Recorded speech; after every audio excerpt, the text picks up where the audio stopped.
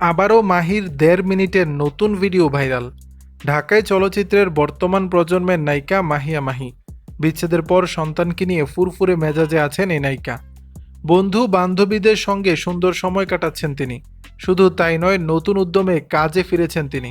সম্প্রতি সামাজিক যোগাযোগ মাধ্যমে ১.৫ মিনিটের একটি ভিডিও প্রকাশ করেছেন তিনি, যেখানে আগুন ঝরাতে দেখা গেছে এই নায়িকাকে।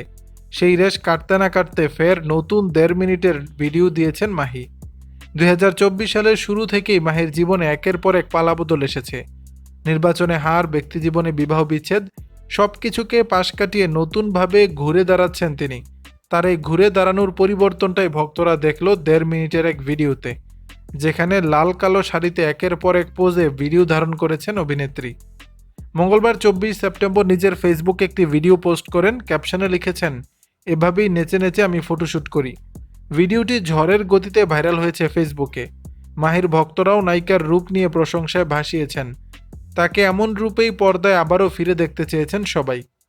মাহিকে সর্বশেষ সাকিবের রাজকুমার ছবিতে ক্যামিও চরিত্রে অভিনয় করতে দেখা গেছে। এরপর অভিনয় নিয়ে ব্যস্ততা না থাকলেও মডেলিংয়ের সময় দিচ্ছেন তিনি। দর্শক, বিষয়টি নিয়ে আপনাদের মতামত জানাবেন নিচের কমেন্ট বক্সে।